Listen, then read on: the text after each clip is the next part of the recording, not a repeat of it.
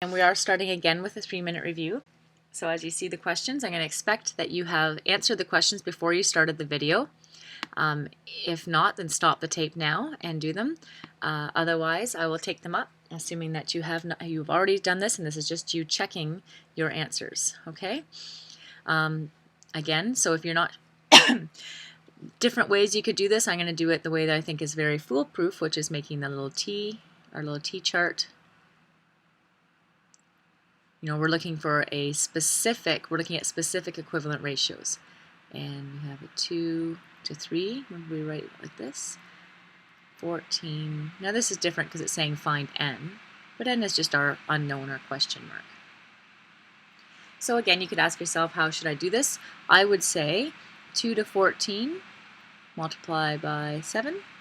Therefore, to get 2 to become 14, I multiply 7. To get 3 go down here, I better multiply by 7. So therefore, n must be 3 times 27.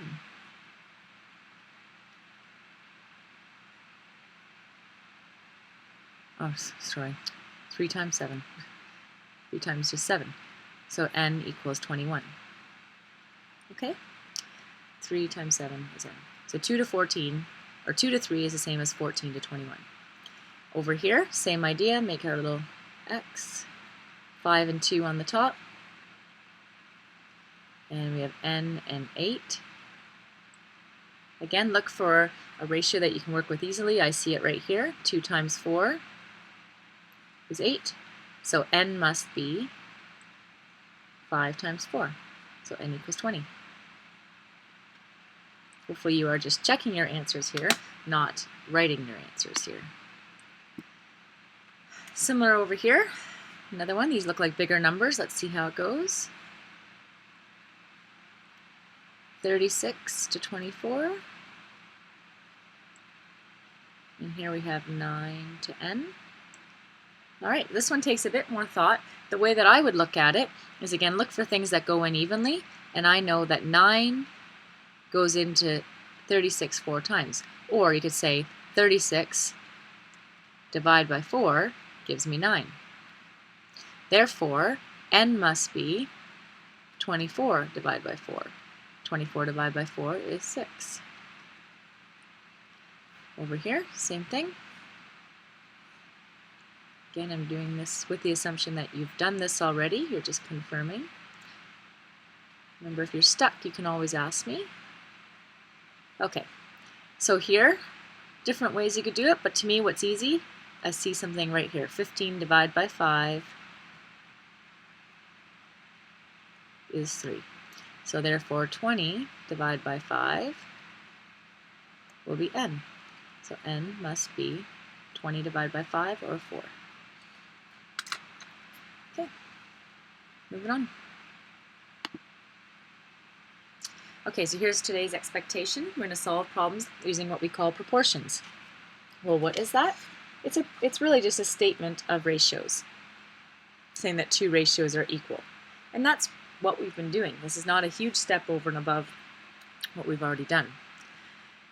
So let's see. Here we have 4 people are needed to plant 72 trees. That sounds like a ratio of 4 to 72. How many, that must be my unknown, right? That's my n, or my, I'll say just unknown. How many people would be needed for 360? So this is like saying, I'm going to create a equal statement. So really everything we've been doing so far with these specific equivalent ratios is all this is. But it has a new word, which is proportion. So my how many, and I guess I could just say, I'll call that n to 360.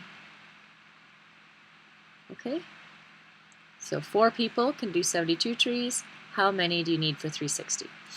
So I'll make my little box again. Use the same strategy we've been using. 4 to 72. And n and 360.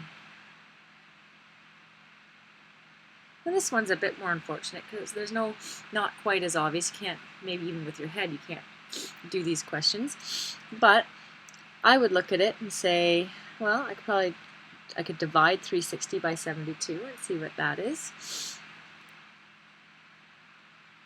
Or I could divide 72 by 4 and see what that is. Look for a relationship between these two. Bigger numbers, it's harder to do. Let's get, I'm going to get my spreadsheet, but you could get your calculator out and let's see. This is still from last time. What if we did 360 and divide it by 72? What does that equal? 5. Ah, perfect. So it goes in. Nice, easy number there. So, coming back, this means that 72 times 5 gives me 360. So then over here, I just go times 5. Therefore, n must be 4 times 5 or 20.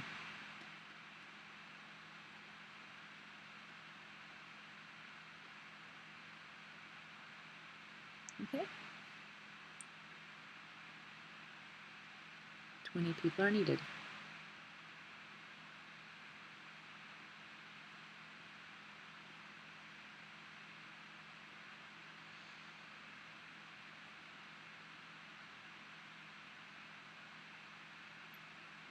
Okay, so the idea then is find a relationship between the numbers that you can work with. In this case, I had to use my calculator. Couldn't do 360 divided by 72 in my head. But what I did is I did that, and then I said, okay, to go from here to here, you multiply by 5. So to go from here to here, you multiply by 5. Next. Okay, so shadows of objects. So what we're saying is, in this case, we have a tree. A tree makes a shadow that's 3 meters long. Well, at the same time, and it has to be the same time of day, but that's a physics thing, how long would the shadow be of an 80-meter water tower? So let's just say object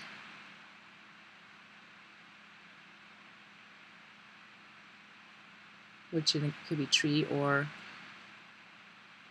shadow. So object to shadow is my ratio I'm going to write out, okay? So I have a 12-meter tree to a 3-meter shadow is equal to an 80-meter water tower to how long of a shadow? And we'll call that n. Okay, so we need to solve for n. So just use the same strategy that we've been using with the t. 12 to 3 is 80 to n, right? And I can look at this and say, okay, 12 to 3 is divide by 4. So down here, I must have to divide by 4.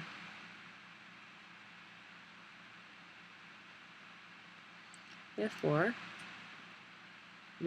shadow of water tower must be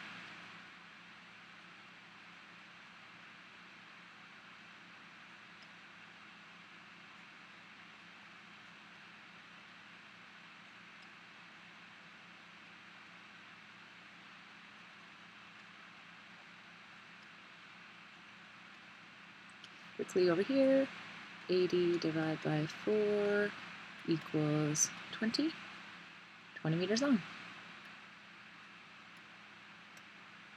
Okay, so here's some more questions for you to work on. Hopefully get your homework log all caught up, and before the end of class you'll get a question to show me how well you understand. That's it for today.